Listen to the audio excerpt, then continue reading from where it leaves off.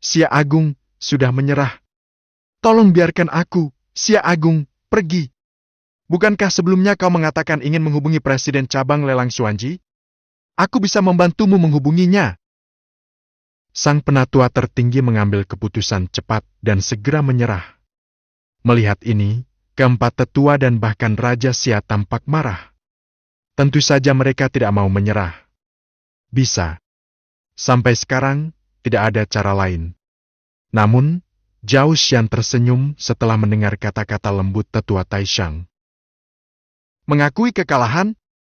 Jika aku tidak sekuat dirimu dan aku mengaku kalah, apakah kau akan membiarkanku pergi? Zhao Xian bertanya datar. Begitu kata-kata itu keluar, sang tetua tertinggi langsung terdiam. Jika Zhao Xian tidak sekuat dia tidak akan meninggalkan bahaya tersembunyi yang begitu besar. Jadi, kau akan menyesalinya. Tetua tertinggi juga mengerti apa yang dimaksud Zhao Xian, dan ekspresinya langsung menjadi sangat serius.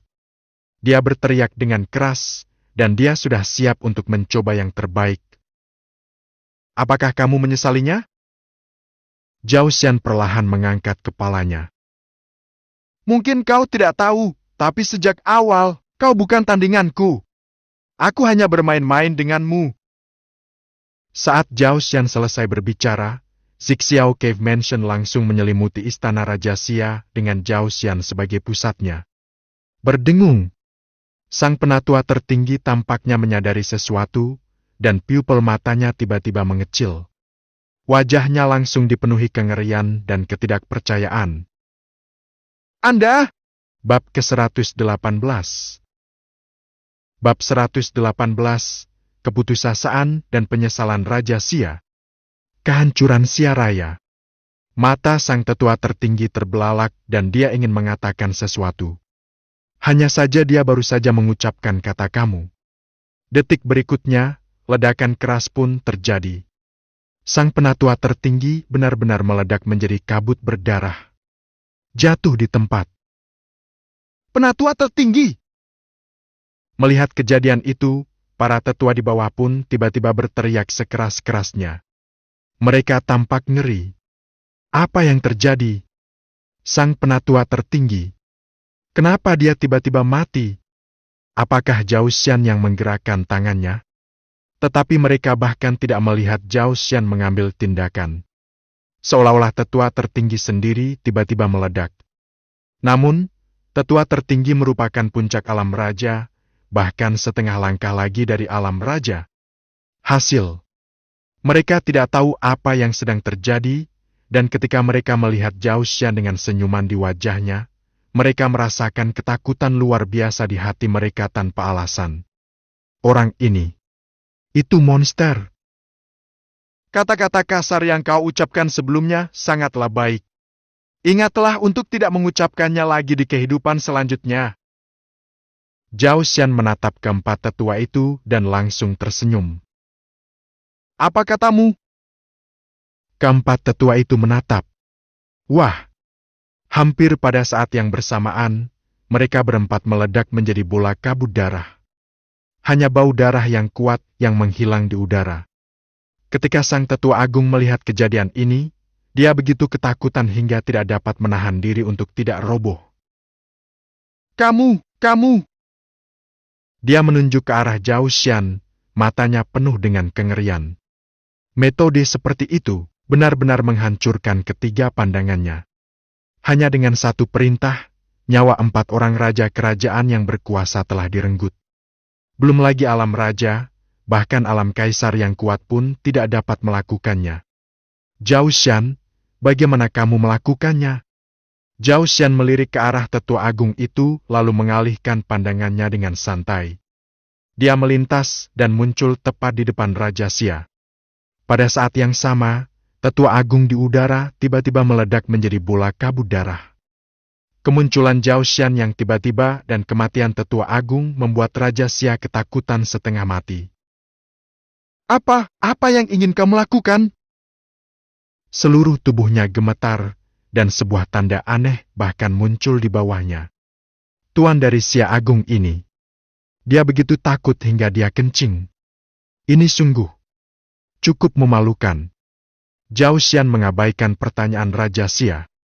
Dia hanya melambaikan tangannya dengan santai, dan 6 cincin penyimpanan dengan bentuk berbeda jatuh ke telapak tangannya. Inilah warisan yang ditinggalkan para tetua setelah kematian mereka. Zhao Xian tentu saja menerimanya tanpa basa-basi. "Di mana Zuren?" Zhao Xian bertanya dengan tenang.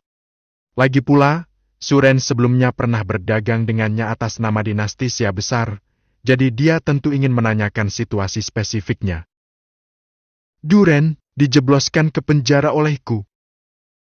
Saat Raja Xia berbicara, dia tiba-tiba seperti telah memegang sedotan penyelamat. Dia segera menatap Zhao Xian dan berteriak. "Zhao Xian, sudah cukup sekarang. Hentikan! Jika kau berhenti sekarang, aku tidak akan membalas dendam padamu. Dendam di antara kita akan terhapus. Hewen, aku juga bisa mengembalikannya padamu dengan utuh." Mendengar ini, Zhao Xian terkekeh dan menatap Raja Xia. "Apakah kamu mengancamku?" Zhao Xian menatap Raja Xia seolah sedang menatap orang bodoh. "Apakah kau pikir kau bisa membunuh hewan di depanku? Kalau begitu, kamu harus mencobanya." Zhao Xian melipat tangannya di dada dengan ekspresi yang sangat santai. Tentu saja, Raja Xia tidak akan cukup bodoh untuk mencobanya. Hewen adalah alat tawar-menawarnya yang terakhir. Belum lagi, apakah aku bisa membunuhnya atau tidak, aku benar-benar harus membunuhnya. Maka Xia agungnya akan hilang sepenuhnya. "Bagaimana kau bisa membiarkanku pergi?" Raja Xia menundukkan kepalanya dan bertanya. "Membiarkanmu pergi?" Zhao Xian tersenyum sedikit. "Aku juga tidak akan berbohong padamu, Great Xia akan hancur." Ming Ming sudah menebak hasilnya. Tetapi ketika dia mendengar apa yang dikatakan Zhao Xian, Raja Xia gemetar seolah-olah dia telah dijatuhi hukuman mati. Dia menggertakkan giginya dengan sedikit keengganan di matanya. "Zhao Xian, kamu seharusnya tidak bodoh. Kamu seharusnya tahu bahwa aku telah ditipu. Seseorang menipu saya dan dengan sengaja merendahkan Anda dan kamar dagang King Yun, jadi saya." Raja Xia membuka mulutnya dan ingin mengalihkan masalah ke timur. Tanpa diduga, Zhao Xian mengungkapkannya dengan tenang. "Benarkah? Aku rasa seorang pemimpin dinasti tidak bisa ditipu semudah itu, kecuali dalam hatimu, beginilah seharusnya kamar dagang King Yun dan aku. Apakah saya benar, Yang Mulia Raja Xia?" Raja Xia gemetar seluruh tubuhnya. Tatapan mata Zhao Xian tidak menunjukkan apa-apa selain kengerian dan ketakutan. Siapa kau sebenarnya?" Ini pertama kalinya dia begitu takut pada seseorang. Zhao Xian ini jelas-jelas masih muda, tetapi dia tampaknya mampu melihat isi hati orang-orang. Sarana dan kekuatannya amat dahsyat. Bakat seperti itu datang dari kota kecil di dinastian. Sungguh luar biasa. Zhao Xian masih belum memiliki jawaban atas pertanyaan Raja Xia. "Adapun orang yang kau bilang menipumu, jangan khawatir. Karena dia berani menggunakan aku sebagai bidak catur, dia tentu harus menanggung konsekuensinya." Setelah mengatakan itu, Zhao Xian tersenyum. Raja Xia bahkan semakin ketakutan. "Katakan padaku, apa yang kau inginkan?" Raja Xia menarik napas dalam-dalam. Dia mengerti bahwa Zhao Xian ingin mendapatkan sesuatu yang lain darinya. Jika tidak, aku tidak akan pernah berbicara sebanyak itu kepadanya. "Kamu orang yang pintar." Zhao Xian tersenyum. "Sayang sekali orang bijak agak terlambat." Zhao Xian mengepalkan tangannya di dada. "Keluarkan semua sumber daya dinasti Xia Agung milikmu. Ingat, itu saja." Mendengar ini, pupil mata Raja Xia mengecil. Akan tetapi, dia tidak terlalu terkejut dan malah mengajukan pertanyaan. "Apa keuntungan buat saya? Apa manfaatnya?" Zhao Xian tampak berpikir. "Aku bisa membiarkanmu, Xia Agung, binasa dengan bermartabat, Kalau tidak, akan agak memalukan jika dihancurkan oleh orang luar sendirian. Mendengar ini, Raja Xia terdiam sejenak. Saya harap kamu bisa menepati janjimu. Tampaknya dia sudah menyerah untuk berjuang. Lalu dia memanggil pengawalnya. Seorang penjaga berbaju besi hitam muncul di samping Raja Xia. Ketika penjaga berbaju besi hitam itu melihat Zhao Xian, dia langsung terlihat waspada. Yang mulia, berhati-hatilah. Raja Xia melambaikan tangannya. Baiklah, bantu aku mengambil semua barang dari kompartemen terdalam ruangan ini. Ketika pengawal berbaju hitam itu mendengar ini, dia ragu-ragu dan berkata, Tapi yang mulia, tidak perlu khawatir, cepatlah dan dapatkan. Penjaga berbaju besi hitam itu segera menjawab. Ya.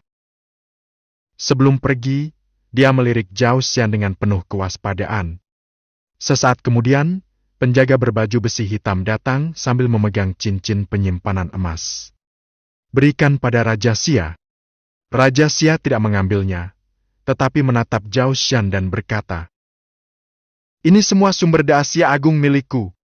Sumber daya di dalamnya, setidaknya semuanya adalah Xuanji.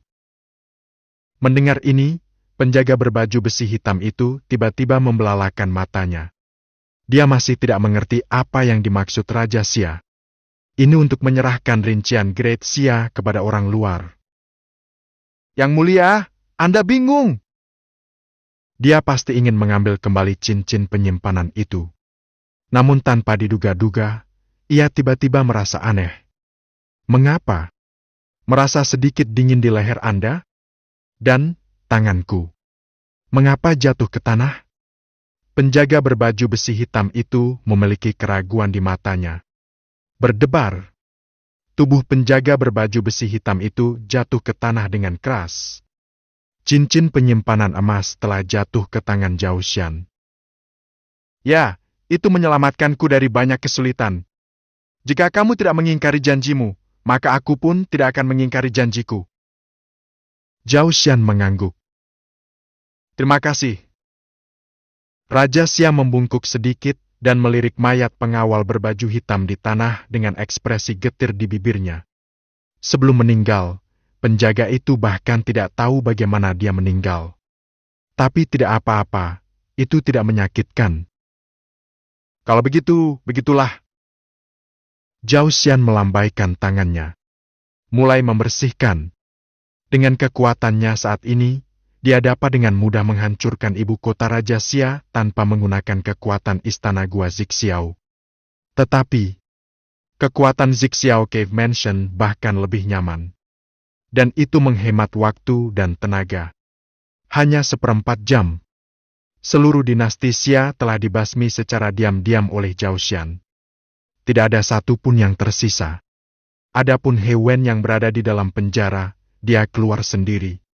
Namun, tepat saat Zhao Xian selesai membersihkan kekuatan dinasti, sekelompok orang tiba-tiba menyerbu ibu kota Raja Xia. Tujuan mereka sederhana. Ambil alih ibu kota Raja Xia, pindah ke istana Raja Xia, dan kuasai dinasti Xia besar. Melihat sekelompok orang ini, Zhao Xian menyipitkan matanya. Sepertinya, kelompok orang lain datang tanpa diundang. Itu hanya menghemat waktu Anda untuk mencarinya sendiri. Bab ke-119. Zhao Xian sedang duduk di pintu, menunggu dengan tenang sambil memegang secangkir teh di tangannya. Seperti dugaanku, aku melihat sekelompok orang mendekat dengan tergesa-gesa. Mereka berpakaian sangat cemerlang, dan pemimpinnya adalah seorang wanita yang sangat cantik mengenakan jubah kuning cerah dan mahkota burung phoenix di kepalanya. Pada saat itu, dia sedang menggendong seorang anak berusia sekitar 10 tahun di tangannya. Tidak sulit untuk melihat bahwa wanita cantik ini adalah mantan istri Raja Xia dan Ratu Xia besar, dan anak yang dikandungnya, seperti yang diharapkan, adalah Pangeran Xia besar. Wajah beberapa orang dipenuhi dengan kegembiraan dan kegembiraan. Tetapi begitu dia pergi ke istana Xiawang, dia bertemu Zhao Xian. Ekspresi wajah mereka tiba-tiba membeku. Terutama wanita cantiknya, jelas tidak menyangka bahwa Zhao Xian akan tinggal di istana Raja Xia. Lagi pula, dia sudah tahu kalau He Wen sudah meninggalkan penjara, jadi Zhao Xian seharusnya pergi juga. Sekarang tinggal di sini. Ekspresi wanita cantik itu berubah dan dia langsung mengerti. Zhao Xian. Dia pasti tahu bahwa dirinya digunakan sebagai senjata. Memikirkan hal ini, dia mundur beberapa langkah bersama yang lain, lalu membungkuk sedikit kepada Zhao Xian dari kejauhan. Saya Zhu Yue, dan saya telah bertemu Presiden Zhao. Karena Presiden Zhao sedang menunggu di sini, saya rasa dia sudah tahu segalanya. Zhu Yue tidak berkata rendah hati ataupun sombong, namun masih ada sedikit rasa hormat di matanya. Maafkan saya, Presiden Zhao. Tanpa izin Anda, saya telah membuat orang-orang mengganggu penglihatan Raja Xia, membuatnya berpikir bahwa Presiden Zhao hanyalah orang biasa, dan saya mengambil tindakan terhadap Anda atas hal ini. Tetapi aku harus melakukan ini. Hanya dengan melakukan ini, Xia Raya bisa diselamatkan. Zhu Yue tampak meminta maaf, tetapi yang lebih penting, dia bertekad. Ketika Zhao Xian mendengar ini, dia hanya menyesap tehnya, lalu berkata, "Bagaimana jika aku tidak cukup kuat?" Ekspresi Zhu Yue tidak berubah. Dia berpikir sejenak sebelum berbicara. Kami sangat menyadari kekuatan Presiden Zhao. Kekuatan medan yang Anda kendalikan sangat istimewa dan sangat tidak normal. Jadi, saya tahu Presiden Zhao bahwa Anda pasti akan berhasil. Mendengar ini, mata Zhao Xian menjadi suram. Arti yang diungkapkan oleh kata-kata Zhu Yue sangat jelas. Dia tahu kartu asnya, jadi dia berani membuat penilaian seperti itu. Dan dia mengambil langkah mundur ini. Jelas saja dia sudah mengetahui dengan jelas area Zixiao Cave Mansion miliknya. Tampaknya ratu ini cukup cakap. Zhao Xian menyipitkan matanya, tetapi dia tidak bermaksud panik. Apakah kamu mengancamku? Melihat tatapan mata Zhao Xian yang tajam, Zhu Yue sama sekali tidak berniat untuk bergeming. Itu tergantung pada bagaimana Ketua Zhao memandang hal ini. Saya yakin Presiden Zhao juga orang yang cerdas. Jika Ketua Zhao sedikit tidak puas karena digunakan sebagai penembak, aku dapat memberikan kompensasi kepadamu atas nama Great Xia. Zhu Yue membungkuk sedikit, dan etiketnya cukup ketat. Hanya kata-kata ini. Tidak diragukan lagi dia mengancam Zhao Xian, apakah akan menerima kompensasi atau... Zhao Xian tidak dapat menahan tawa ketika mendengar ini. Bagaimana jika saya tidak menerimanya? Jika kamu tidak menerimanya, maka aku hanya bisa memintamu pergi. Ekspresi Zhu Yue tetap tenang.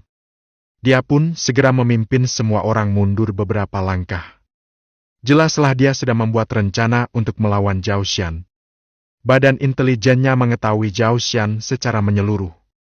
Wilayah kekuasaan Zhao Xian radiusnya sekitar 500 meter, jadi selama dia berada dalam jarak 500 meter dari Zhao Xian, dia tidak akan langsung dibunuh oleh Zhao Xian. Dengan cara ini, yang perlu Anda lakukan adalah membiarkan ahli terbaik alam raja menyerang Zhao Xian dari jarak 500 meter, dan Anda bisa berhasil. Belum lagi bisa membunuh Zhao Xian. Setidaknya Zhao Xian tidak bisa berbuat apa-apa pada mereka. Melihat pemandangan ini, Zhao Xian mengangkat tangannya dan menyesap tehnya lagi. Seketika, dia perlahan menatap Zhu Yue dan dua petarung puncak alam raja yang menunggu di belakangnya. Tampaknya Anda memiliki pemahaman yang sangat jelas tentang bidang saya. Tetapi, ada satu hal yang tampaknya tidak kau perhatikan. Zhao Xian melemparkan cangkir teh itu ke tanah dengan santai. Advertise here. Klik. Bang! Cangkir tehnya pecah. Pada saat yang sama, sebuah ledakan tiba-tiba datang dari belakang Zhu Yue. Ketika Zhu Yue mendengar gerakan ini, dia seperti menyadari sesuatu. Pupil matanya tiba-tiba mengecil menyerupai bentuk jarum, dan dia pun segera menoleh untuk melihat. Tetapi dia terkejut saat mengetahui bahwa pusat kekuatan puncak alam raja di sebelah kiri telah meledak menjadi kabut berdarah. Melihat ini, Pembangkit tenaga listrik puncak alam raja lain di sebelahnya tiba-tiba merasa seolah-olah ia tengah menghadapi musuh yang tangguh dan segera berdiri untuk melarikan diri. Tetapi pada saat ini, wajahnya tiba-tiba memerah, tetapi dia berdiri tak bergerak. Dia tidak bisa bergerak. Bukan hanya dia, semua orang di tempat itu berdiri tak dapat bergerak. Zhu Yue dipenuhi rasa takut dan menatap Zhao Xian dengan ngeri. Namun, Zhao Xian memiliki senyum tipis di wajahnya saat ini. Bidang saya tidak selalu berpusat pada saya. Zhao Xian berbicara perlahan. Zhu Yue membuka mulutnya, tetapi tidak ada kata yang keluar. Wah! Wah! Wah! Ledakan itu terus berlanjut seperti kacang goreng. Seluruh istana Xiawang diselimuti kabut darah tebal. Udara dipenuhi bau darah. Hanya dalam waktu singkat, Zhu Yue dan kelompoknya semuanya tewas. Zhao Xian masih duduk di depan istana Raja Xia, berpikir dengan tenang. Xia Agung ini tidak bisa dibiarkan begitu saja. Segel Giok Jingwo juga bisa digunakan di sini. Tapi siapa yang akan melakukannya? Zhao Xian sedikit bingung. Pada saat ini, nada notifikasi sistem tiba-tiba terdengar di telinganya. Dep, lelang telah berhasil diselenggarakan dan data sedang dikumpulkan. Skala lelang ini dinilai sebagai B. Perkiraan nilai barang dalam lelang ini adalah B. Pendapatan yang diperoleh dari lelang ini diperkirakan sebesar B. Singkatnya, evaluasi rata-rata lelang ini adalah kelas B. Mendengar ini, Zhao Xian sedikit terkejut. Apakah lelang benar-benar diselenggarakan dengan sukses? Saya kira Xian sudah memulai pelelangannya. Efisiensinya cukup cepat. Zhao Xian segera memikirkan alasannya dan tidak bisa menahan senyum. Saya harus mengatakan bahwa Xian ini memang sangat efisien dalam pekerjaannya. Segala sesuatunya diatur dengan cepat dan baik. Dengan cara ini, wall system pertama diperoleh. Aku jadi penasaran, apa itu? Zhao Xian tampak penuh harap. Tak lama kemudian, perintah sistem berbunyi lagi. Anda berhasil menyelenggarakan lelang ini dan mencapai evaluasi tingkat B. Karena Anda berhasil menyelenggarakan 5 lelang, hadiah evaluasi akan ditingkatkan secara acak. Anda mendapatkan hadiah yang ditingkatkan, Tiandao Shenlu. Mendengar ini, pupil mata Zhao Xian tak dapat menahan diri untuk mengecil. Orang baik, apakah ini suatu pencapaian sistem? Hadiahnya juga telah ditingkatkan. Zhao Xian merasa senang dan terkejut. Setelah melihat hadiah dari sistem, Zhao Xian bahkan lebih terkejut. Jalan Tuhan. Jika Anda dapat memahami kedua kata ini, tidak peduli seberapa banyak Anda memikirkannya, hasilnya tidak akan berbeda. Hasilkan banyak uang. Memikirkan hal ini, Zhao Xian segera mengklik panel informasi Tiandao Shenlu. Tiandao Shenlu, harta karun khusus sistem ini disaksikan oleh Dao Surgawi dan dikuasai oleh pemegangnya. Setelah mencapai kontrak darah dengan orang lain, pihak lain tidak boleh melakukan apapun yang merugikan pemegangnya dan akan selalu setia dan menepati janjinya. Melihat ini, mata Zhao Xian tiba-tiba berbinar. Bab ke-120. Bab 120, kontrak darah telah diselesaikan. Ini benar-benar bantal jika Anda merasa mengantuk. Saat ini aku masih berjuang mencari penguasa Xia Agung. Inilah harta karun yang menjamin kesetiaan. Namun dengan cara ini, pilihannya bisa dibuka lebih lebar. Zhao Xian menyipitkan matanya. Tentu saja, sebelum itu, kekuatan terakhir Xia Agung harus disingkirkan terlebih dahulu. Cina Barat Raya. Di sebuah gedung mewah. Seorang mata-mata berpakaian hitam bergegas masuk, lalu berlutut di tanah dan berseru. Yang mulia, Xia besar telah dihancurkan. Semua orang yang dipimpin oleh Zhu Yue juga telah dihancurkan. Mendengar hal itu, seorang pemuda berjubah ular piton hijau di depannya tiba-tiba terkejut. Semuanya hancur? Ya, yang mulia. Setelah menerima jawaban positif, pemuda itu dipenuhi rasa heran. Presiden Zhao ini benar-benar seorang dewa. Saya pikir Zhu Yue benar-benar akan berhasil dalam masalah ini, tetapi saya tidak menyangka kedua kekuatan dihancurkan oleh Presiden Zhao. Dia mendesah. Ada dua pria setengah baya berdiri di samping mereka, dan pakaian mereka cukup terhormat. Setelah mendengar ini, mereka pun berdiri dan memberi hormat. Yang mulia, sekarang Xia pencuri telah hancur total. Sekarang adalah hari yang baik untuk membalikan keadaan Xia dan menghidupkannya kembali. Mereka adalah sisa-sisa dinasti sebelumnya. Pemuda itu adalah Chan Xiaoyun, Pangeran Dachan. Namun kini dia masih menjadi Raja Dachan. Kedua pria parubaya itu adalah Perdana Menteri yang membantu Chan Xiaoyun. Setelah mendengar saran dari salah satu dari mereka, Chan Xiaoyun mengerutkan kening. Itu salah! Mendengar ini, kedua Perdana Menteri tampak bingung. Ini, mengapa Raja berkata demikian? Pasukan Xia besar terdiri dari 3 pilar, dan sekarang 2 kekuatan utama telah dihancurkan oleh Zhao Xian dari kamar dagang Qingyun. Hanya Dachan yang tersisa. Kalau tidak memanfaatkan keadaan untuk kembali ke masa lalu, tunggu apa lagi? Oleh karena itu, keduanya sangat bingung. Mata Chan Xiaoyun menunjukkan pandangan yang dalam. Dia tidak menjawab secara langsung, tetapi mengajukan pertanyaan. Apakah Xia besar dihancurkan olehku, Dachan? Keduanya terkejut dan menggelengkan kepala.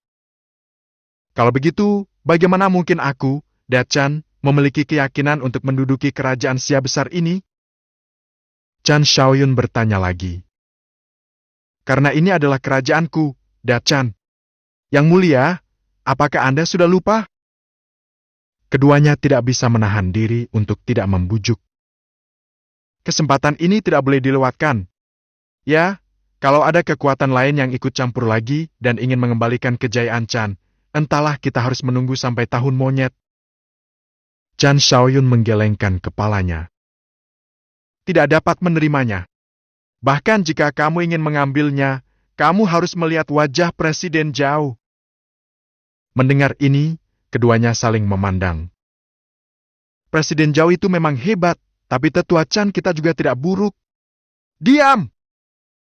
Chan Xiaoyun segera memarahinya dengan tegas. Menurutmu, bagaimana kedua kekuatan utama di Xia besar dihancurkan? Itu buruk. Dan itu sangat jauh. Perkataan Chan Xiaoyun langsung mencekik mereka berdua.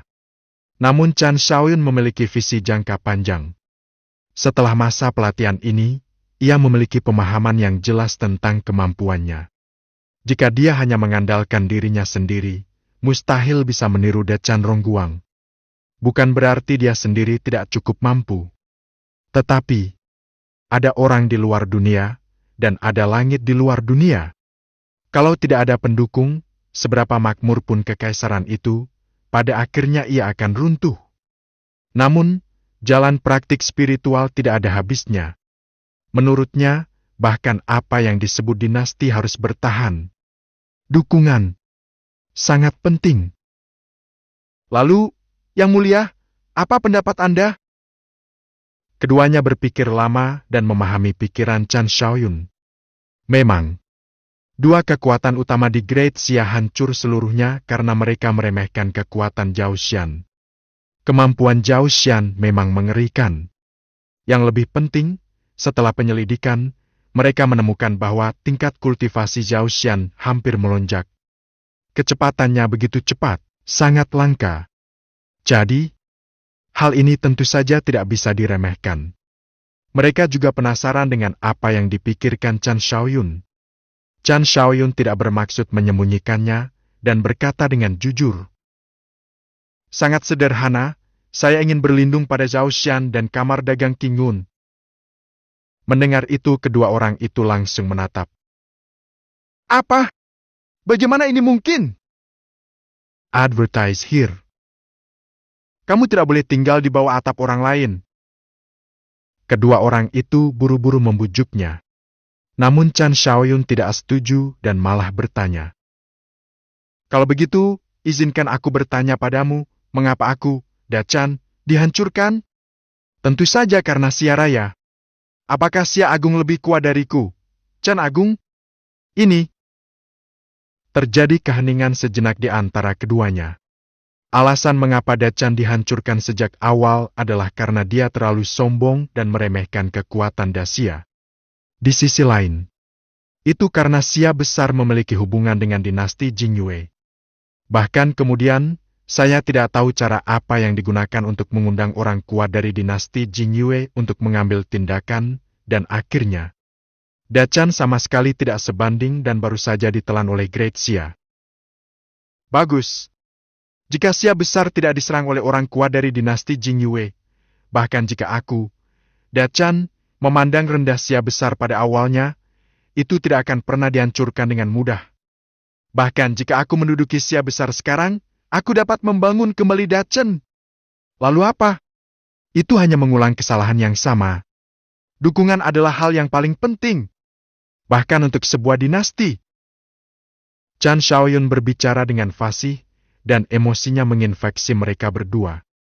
Keduanya saling berpandangan, dan untuk beberapa saat mereka tidak dapat menemukan alasan untuk membantah. Itu benar sekali. Pada saat ini, sebuah suara muda tiba-tiba terdengar di ruangan itu. Mendengar ini, ekspresi semua orang yang hadir tiba-tiba berubah. Siapa yang berani menerobos masuk ke Dachanku? Kedua Perdana Menteri itu buru-buru memperingatkan. Chan Xiaoyun tertegun sejenak, lalu mengangkat kepalanya dan melihat ke arah suara itu. Tetapi dia melihat sesosok pemuda berdiri di sudut ruangan, perlahan berjalan keluar dari kegelapan, menampakkan wajah muda. Melihat ini, pupil mata Chan Xiaoyun mengecil. Dia segera mengangkat tangannya dan memberi hormat tanpa ragu. Yang mulia, Chan Xiaoyun memberi penghormatan kepada Presiden Zhao. Ketika kedua Perdana Menteri itu melihat pria itu, mereka hendak mengancamnya dengan kasar, tetapi ketika mereka melihat raja, mereka mengambil inisiatif untuk memberi hormat. Mereka segera menyadari sesuatu dan ekspresi mereka tiba-tiba berubah. Orang ini, apakah itu Zhao Shan? Begitu muda. Apakah kamu melihatku? Zhao Shan menatap Chan Xiaoyun dengan sedikit terkejut. Awalnya, dia datang ke sini dengan maksud untuk membereskan apa yang disebut Dachan ini. Namun, saya kebetulan mendengar percakapan beberapa orang. Ide Chan Xiaoyun sangat cocok dengan selera Zhao Shan. Jadi pikirannya juga berubah. Aku belum pernah melihat seseorang di Xia Raya yang masih sangat muda dan bisa menyelinap ke tempatku tanpa diketahui siapapun. Kurasa hanya kau yang seperti itu. Postur tubuh Chan Xiaoyun sangat rendah. Ngomong-ngomong, dia menyanjung Zhao Shan dengan cara yang sangat canggih. Saya harus mengatakan pujian ini sungguh membantu. Apakah kamu bersedia berlindung padaku? Zhao Shan bertanya langsung tanpa bertele-tele. Saya bersedia. Selama Presiden Zhao tidak membencinya, aku, Dachan, akan siap membantumu. Ketika Chan Xiaoyun melihat Zhao Shan mengambil inisiatif untuk bertanya, dia terkejut dan segera mengulurkan tangannya. Bagus. Kalau begitu, berikan aku setetes darah. Chan Xiaoyun sedikit terkejut. Esensi dan darah? Meskipun bingung, Chan Xiaoyun tetap mengeluarkan setetes saripati darah dari tubuhnya dan menyerahkannya kepada Zhao Shan. Zhao Shan menerimanya dan mengintegrasikannya ke dalam catatan ilahi surga. Menandatangani kontrak darah. Zhao Shan membaca dalam hati. Berdengung. Dalam sekejap, tetesan esensi dan darah itu perlahan menyebar dalam catatan ilahi Dao surgawi, dan akhirnya membentuk sebuah tanda. Tanda itu tampak seperti karakter tradisional Cina Chan. Pada saat yang sama, Chan Xiaoyun tampaknya menyadari sesuatu, dan pupil matanya penuh dengan keterkejutan. Bertemu dengan sang guru. Dia segera berlutut dan memberi hormat, matanya penuh kesetiaan. Bangunlah, mulai sekarang aku serahkan Xia Agung ini padamu. Oh, kamu bisa mengubah namamu menjadi Dachan? Zhao Shan melambaikan tangannya. Chan Xiaoyun segera berdiri. Dan adegan ini membuat kedua Perdana Menteri terlihat bodoh. Rajaku sendiri, apakah kau baru saja mengenali Zhao Xian sebagai gurumu? Apakah ini terlalu cepat? Mereka masih merasa sulit menerimanya. Tetapi raja telah melakukan hal ini, dan mereka tidak bisa berkata apa-apa. Aku serahkan ini padamu juga. Sambil berkata demikian, Zhao Xian mengeluarkan sebuah harta karun dari tangannya. Bab ke-121. Ini? Chan Xiaoyun tampak bingung. Kedua Perdana Menteri di sebelahnya juga melemparkan pandangan penasaran, fokus pada harta karun di tangan Zhao Xian. Itu adalah segel giok. Seekor naga dan seekor burung phoenix terukir di atasnya, saling terkait dan berputar-putar, yang sungguh megah. Ini adalah segel keberuntungan giok. Dengan memegang benda ini, kamu dapat mengumpulkan keberuntungan dinasti. Dengan berkah keberuntungan, kekuatanmu juga akan menjadi lebih kuat. Zhao Xian berbicara dengan tenang. Mendengar perkataan Zhao Xian, Chan Xiaoyun dan kedua Perdana Menteri semuanya membelalakan mata mereka secara bersamaan. Terutama kedua Perdana Menteri tidak mempercayai telinganya sama sekali. Mengumpulkan keberuntungan dinasti juga dapat meningkatkan keberuntungan dan meningkatkan kekuatan. Ini, apakah ada harta karun seperti itu di dunia? Mereka terkejut. Chan Xiaoyun juga tampak terkejut, matanya dipenuhi ketidakpercayaan. Terima kasih, Guru. Tanpa ragu-ragu, dia segera mengulurkan tangan dan mengambil segel giok dari tangan Zhao Xian.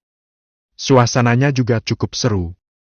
Meskipun dia telah menandatangani kontrak darah dengan Zhao Xian, kesadarannya sendiri masih dipertahankan. Hanya saja secara tidak sadar, dia tidak bisa membuat perilaku atau penilaian yang tidak baik terhadap Zhao Xian. Dengan segel giok ini, Dachan dapat kembali meraih kejayaannya, tetapi itu hanya masalah waktu. Melihat ini, Zhao Xian tersenyum dan tidak mengatakan apa-apa. Segel giok keberuntungan ini diperkuat dengan menghabiskan 10 juta batu spiritual kelas rendah pada segel giok Jingwo. Namun, setelah diperkuat, ia mendapat total 3 segel giok. Segel giok di tangan Chan Xiaoyun hanyalah salah satunya. Harta karun, segel keberuntungan giok, objek ini memiliki ibu molekuler, 1 ibu dan 2 putra. Segel giok anak memiliki efek mengumpulkan keberuntungan. Kalau ditempatkan di dinasti, efeknya akan luar biasa. Semakin banyak keberuntungan yang terkumpul, maka akan semakin kuat pula keberuntungan tersebut, dan semua keberuntungan tersebut akan diberikan kembali. Pemegang segel giok ibu akan menerima berkah keberuntungan yang kuat, dan kekuatan mereka dapat melambung berkali-kali lipat dari udara tipis. Inilah efek sebenarnya dari segel keberuntungan ini. Apa yang dipegang Chan Xiaoyun di tangannya adalah Ziuxi. Anda dapat mencari dan mengumpulkan keberuntungan. Tentu saja, Anda juga dapat mengaktifkan sebagian keberuntungan Anda untuk meningkatkan kekuatan Anda sendiri. Namun tingkat peningkatannya tentu tidak sebaik miliknya, pemegang segel giok ibu. Harus saya katakan, ini adalah kejutan yang tidak terduga. Awalnya, ia hanya berencana untuk menyerahkan segel giok Jingwo kepada Chan Xiaoyun. Dengan cara ini, kekuatan anak buahnya juga akan meroket. Saya tidak pernah berpikir untuk melakukan peningkatan. Saya benar-benar memperoleh harta karun. Itu juga bisa memberinya keuntungan besar. Membunuh 2 burung dengan 1 batu. Dalam beberapa hari berikutnya, Zhao Xian menepati janjinya kepada Raja Xia dan membiarkan Xia besar dihancurkan dan diduduki kembali oleh Dachan. Great Xia mengganti namanya menjadi Dachan. Chan Xiaoyun juga berhasil naik takhta 3 hari kemudian dan menjadi Raja Chan. Seluruh prosesnya berjalan lancar karena bantuan Zhao Xian. Setelah Dachan stabil, Zhao Xian juga menyempatkan diri untuk mengunjungi cabang lelang Xuanji. Sayangnya, setelah pihak lain dihancurkan di Great Xia, mereka langsung mundur dari Dachan. Zhao Xian juga tidak menemukan yang disebut Presiden Cabang Lelang Xuanji. Tampaknya Presiden Cabang Lelang Xuanji memiliki hubungan baik dengan Raja Xia. Setelah mengetahui hal ini, Zhao Xian tidak dapat menahan diri untuk tidak menyipitkan matanya. Tetapi yang mengejutkannya adalah, karena persahabatan mereka begitu baik, mengapa Presiden tidak datang mengganggunya? Dia bahkan tidak ikut campur dalam usaha Dacan membangun kembali negaranya. Ini agak membingungkan. Tentu saja, bahkan jika pihak lain datang berkunjung, Zhao Xian tidak akan panik. Jangankan alam raja yang berada di puncak, lawannya adalah alam raja yang kuat. Dia pun punya cara menangkal. Saya tidak menyangka reputasi Dacan begitu besar di hati masyarakat. Zhao Xian menatap segel keberuntungan yang berkilauan di cincin penyimpanan dengan penuh emosi. Hanya dalam 3 hari, sejumlah besar keberuntungan telah disimpan dalam segel keberuntungan Giok. Jika dia menggunakan semua keberuntungan ini untuk memberkati dirinya sendiri, tingkat kultivasinya mungkin akan meroket ke puncak alam raja. Benar-benar keterlaluan. Berkah keberuntungan sungguh mengerikan. Sayang sekali keberuntungan adalah barang habis pakai. Money Amulet. Sekeluarga di mendadak kaya 7 turunan dalam 10 hari. Pelajari lebih. Zhao Xian mendesah. Jika Anda menggunakan kekuatan keberuntungan untuk mendukung pertempuran, maka kekuatan keberuntungan akan terus berkurang selama pertempuran. Ketika kekuatan keberuntungan habis, kekuatan Anda secara alami akan kembali normal. Jadi, ada baiknya menggunakannya sebagai kartu truf. Lebih baik lupakan saja rencana untuk tetap di sana. Keberuntungan tidak mudah diperoleh. Kita harus menemukan cara untuk menempatkan segel giok lainnya. Zhao Xian yang mencicipi rasa manis itu tiba-tiba tidak dapat menahannya. Namun, tampaknya belum ada kandidat yang cocok saat ini. Dayan tidak ada dalam pertimbangannya. Benda ini dapat membawa keberuntungan besar bagi dinasti. Jika ditempatkan di dinasti, takut menjadi lebih menyimpang? Kita akan menunggu sampai dinasti Jingyue datang. Memikirkan hal ini, Zhao Xian menjadi lebih tertarik untuk pergi ke istana kekaisaran. Selama 3 hari ini, lelang Dayan berhasil diselenggarakan 3 kali lagi. Namun, hadiah yang diberikan pada ketiga kali ini relatif rata-rata. Dia juga diberi 10 pil wushu sekaligus. Benda ini hanya bisa membuat orang menerobos ke alam pengumpulan pil, yang sungguh agak berlebihan bagi Zhao Xian. Namun, bagus juga untuk menggunakannya sebagai ganti harta lainnya nanti. Tidak terlalu buruk. 2 kali lainnya mereka memberi saya pil serupa. 10 pil pembangun Yuan dan 10 pil pemulihan semangat. Pil pembangun Yuan adalah ramuan murni untuk diolah oleh mereka yang kuat di alam pengumpul dan pil ini juga diproduksi oleh sistem. Pil ini memiliki efek yang memungkinkan orang-orang kuat di alam penghakiman dan untuk menembus 2 alam tanpa efek samping. Dengan 10 buah, dapat dikatakan seseorang pasti bisa menjadi orang kuat di Sharing Void Realm. Sangat kuat. Adapun pil pemulihan spiritual, ia digunakan untuk mengisi kembali energi spiritual. Pil kebangkitan roh dapat langsung mengisi puncak alam kekosongan yang menghancurkan dengan seluruh energi spiritual.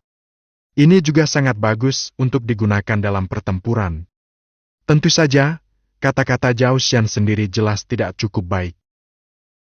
Aku ingin tahu apakah akan ada hadiah khusus saat pelelangan diadakan untuk ke-10 kalinya? Zhao Xian memikirkan hal ini, lalu meninggalkan Dachen dan kembali ke dinastian. Saya kembali ke kota Mingyu dan memberikan Paman Chan dan Paman Lin beberapa pil untuk kultivasi. Ngomong-ngomong, dia menggunakan catatan ilahi surga untuk menandatangani kontrak darah dengan semua orang di sekitarnya. Ini juga merupakan jaminan bahwa tidak akan timbul masalah. Kemudian, Zhao Ming juga diberi banyak ramuan kultivasi. Saya harus mengatakan bahwa bakat kultivasi Zhao Ming memang tidak buruk. Jelaslah bahwa dia baru saja menerobos ke alam dan Ju belum lama ini. Tetapi sekarang dia telah menerobos ke alam dan Ju lapisan kelima berkat kultivasinya sendiri. Zhao Xian memberi Zhao Ming 2 pil pembangun Yuan, yang dapat dianggap membantunya menerobos alam kekosongan yang menghancurkan sesegera mungkin. Setelah menangani masalah di kota Mingyu, Zhao Xian pergi mencari Zai En lagi dan menyerahkan beberapa sumber daya kepadanya. Setelah menyerahkan semua urusan terkait lelang kepadanya, dia kembali ke kota Hayun. Dia juga menandatangani kontrak darah dengan Tetuali dan Chu Wangqing. Setelah menyerahkan urusan kota Hayun kepada Tetuali, Zhao Xian meminta He Wen untuk mengatur semua aspek penyerahan antara Dachan dan kamar dagang Qing Yun. Setelah semuanya beres, Zhao Xian akhirnya berencana untuk pergi ke dinasti Jingyue. Namun sebelum pergi, Zhao Xian menemui Chu Wangqing dan berencana untuk membawanya bersamanya. Tentu saja, dia tidak bermaksud bahwa dia tertarik pada Chu Wangqing, dia juga tidak takut kesepian dan bosan di jalan. Tapi itu hanya kemalasan belaka. Ketika dinasti Jingyue tiba, pasti akan ada kebutuhan untuk mengadakan pelelangan. Dia tidak ingin lagi secara pribadi menjadi tuan rumah setiap pelelangan seperti yang dia lakukan di kota Mingyu. Presiden, kita mau kemana? Di atas kapal terbang, Chu Wangqing bertanya dengan rasa ingin tahu. Zhao Xian duduk di samping, memegang teh di tangannya dan menyesapnya. Dinasti Jingyue. Mendengar ini, Chu Wangqing tidak dapat menahan ekspresi terkejutnya. Apakah Presiden berencana pergi ke dinasti untuk mengadakan lelang? Zhao Xian mengangguk sedikit. Chu Wangqing juga memahami pikiran Zhao Xian saat memimpinnya. Tiba-tiba saya merasa gembira dan gembira. Tentu saja ada ketegangan. Pasti ada orang yang lebih penting dalam dinasti, dan dia tidak tahu apakah dia bisa mengendalikan situasi ketika saatnya tiba. Chu Wangqing tampak sangat gugup sepanjang jalan. Zhao Xian tampak relatif tenang. Kapal terbang itu berlayar keluar dari Dayan, menyeberang ke Dachan, dan melaju menuju dinasti Jingyue. Bab ke-122. 2 hari berlalu dalam sekejap mata. Di dalam perahu terbang, Zhao Xian sedang duduk bersila dan berlatih teknik jantung naga suci. Energi spiritual di tubuhnya berputar masuk dan keluar, dan Chu Wangqing di sampingnya terkejut hanya dengan napasnya saja. Kekayaan aura ini jauh lebih berlebihan daripada banyak pria kuat di tahap akhir alam raja yang pernah dilihatnya. Saya khawatir itu dapat dibandingkan dengan puncak alam raja. Presidennya benar-benar menakutkan. Chu Wangqing mendesah dalam hatinya. Sambil merasa emosional, dia juga sesekali melihat keluar kapal terbang itu. Mereka telah bepergian dengan perahu terbang selama 2 hari. Namun masih ada jalan panjang yang harus ditempuh sebelum dinasti Jingyue tiba. Sebagai perkiraan kasar, saya khawatir akan memakan waktu setidaknya 1 hari. Tidak mungkin, wilayah dinasti Jingyue terlalu besar. Dinasti Dayan adalah tempat yang sangat terpencil. Tujuan Zhao Xian dalam perjalanan ini adalah daerah pusat dinasti Jingyue. Tentu saja, ia harus menghabiskan banyak waktu di jalan. Aku ingin tahu seperti apa jadinya jika mengadakan lelang di dinasti Jingyue. Mata Chu Wangqing bersinar penuh harap. Pada saat ini, Chu Wangqing dapat melihat melalui kapal terbang bahwa sebuah kota besar sedang mendekat.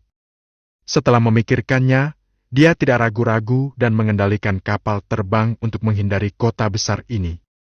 Lagi pula, beberapa kota melarang penerbangan. Jadi, untuk berjaga-jaga, sedikit jalan memutar akan menyelamatkan Anda dari masalah. Tetapi meskipun Chu Wangqing sengaja menempuh perjalanan jauh, dia tetap menjadi sasaran. Hentikan kapal terbang itu dan laporkan asal-usulnya. Sebuah suara kuat datang dari udara. Tetapi dia melihat seorang prajurit mengenakan baju besi biru menatap Fei Zhou dengan ekspresi serius. Melihat ini, Chu Wangqing berhenti sejenak, melirik Zhao Xian yang masih berlatih, dan menarik napas dalam-dalam sebelum mengambil inisiatif untuk berjalan keluar dari kapal terbang. Maaf, apa yang bisa saya lakukan? Chu Wangqing membungkuk sedikit dan memberi hormat. Penampilan Chu Wangqing masih sangat bagus. Prajurit itu tertegun sejenak begitu dia muncul. Dia menatap Chu Wangqing dalam-dalam lalu kembali normal. Nada bicaranya masih serius. Segala bentuk penerbangan dilarang di kota Yunxiang. Anda telah melewati batas. Mendengar ini, Chu Wangqing melirik ke arah kota, yang jelas-jelas jaraknya sangat jauh. Dia tidak dapat menahan diri untuk berkata, "Tetapi aku telah berusaha sekuat tenaga untuk menjauh. Apakah kamu masih berada di dalam batas kota Yunshang setelah berada begitu jauh?" Perkataan Chu Wangqing membuat prajurit itu mengerutkan kening. "Kamu tidak tahu kota Yunshang?" Chu Wangqing menjawab dengan jujur. "Kami baru saja datang ke sana dan akan pergi ke dinasti Jingyue." Mendengar ini, mata prajurit itu tiba-tiba terbuka, dan dia menjelaskan dengan dingin. "Kota Yunshang adalah kota terkuat dan makmur di tenggara dinasti Jingyue. Belum lagi tempatmu, meskipun ratusan mil jauhnya, itu adalah wilayah kota Yunshang, dan kamu harus bertindak sesuai dengan larangan." Mata indah Chu Wangqing melebar. Apakah wilayah yang begitu luas dilarang untuk terbang? Ini terlalu berlebihan. Larangan umum ditujukan untuk menjaga kedisiplinan dalam kota. Tetapi hal ini menyebabkan larangan terbang di tempat-tempat yang sangat jauh. Sungguh membingungkan.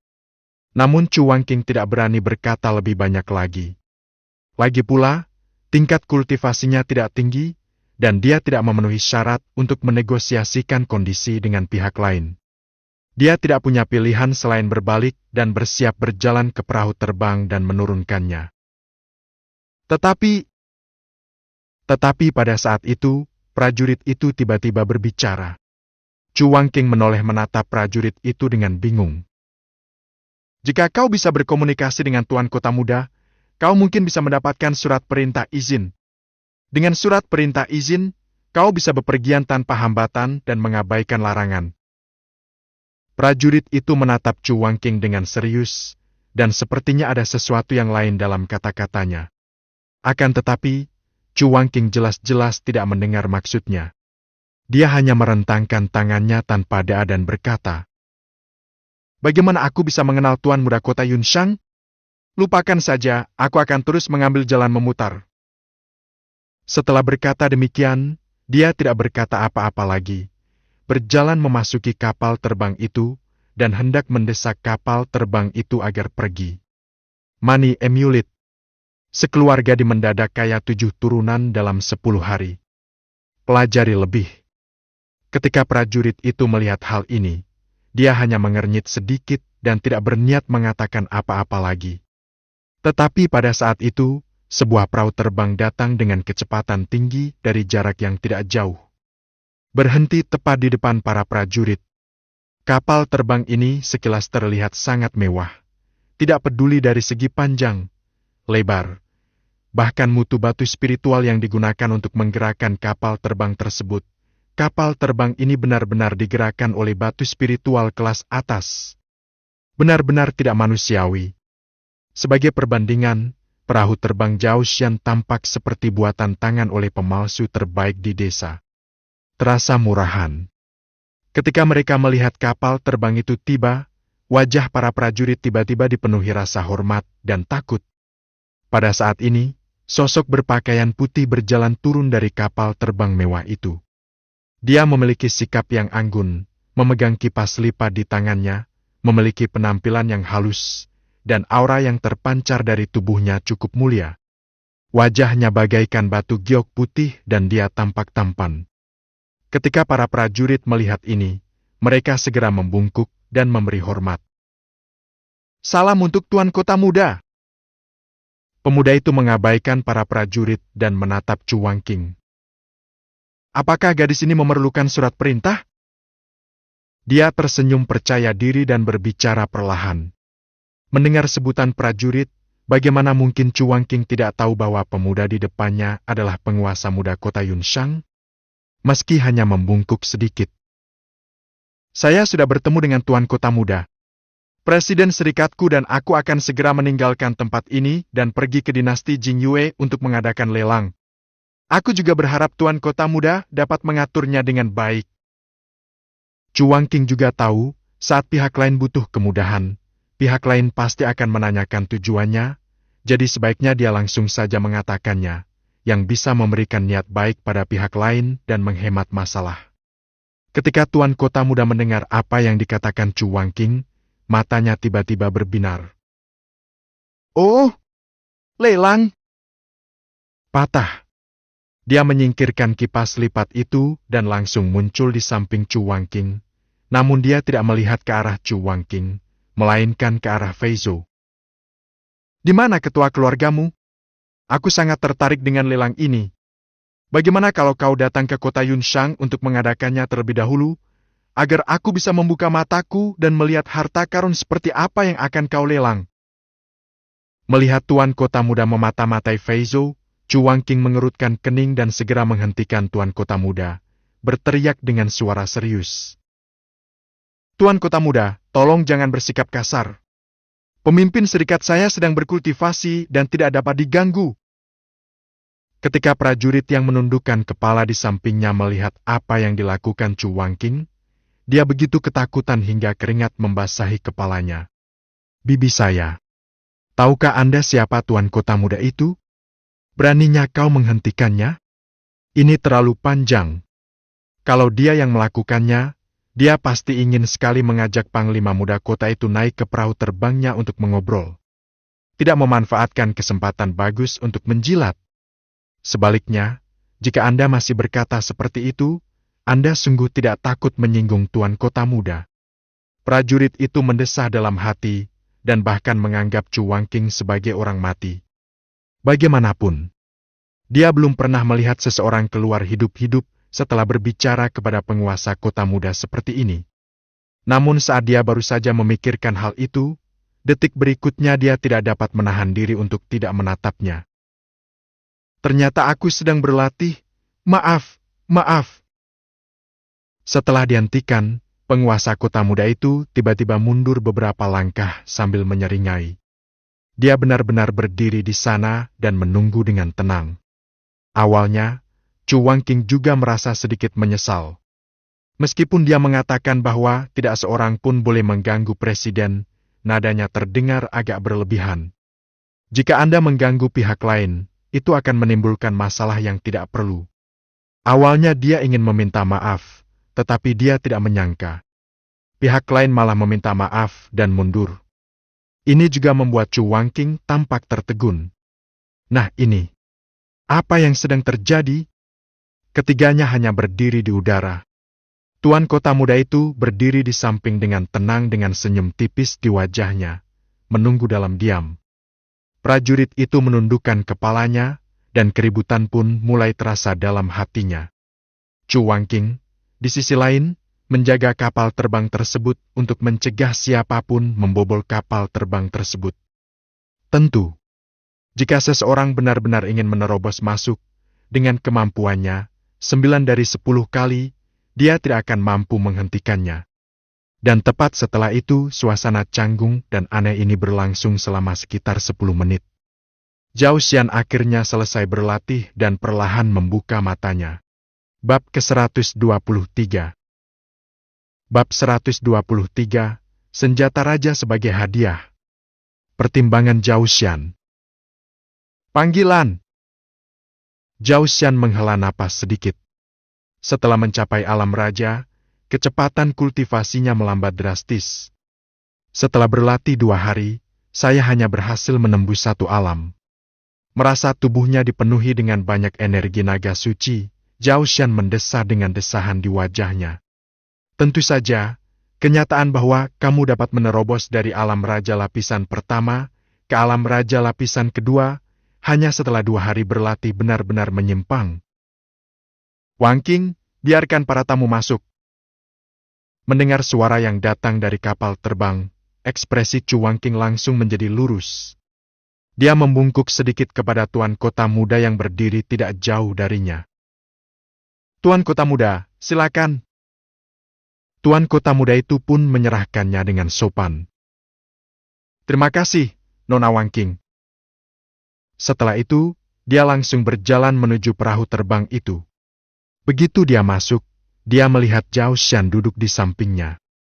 Tuan kota muda tiba-tiba tampak terkejut, seolah-olah dia terkejut melihat kemudaan Zhao Xian. Xuanji sedikit menangkupkan kedua tangannya dan berkata, Uyang Ming, penguasa kota muda Xiayun Shangcheng, aku tidak tahu harus memanggilnya apa.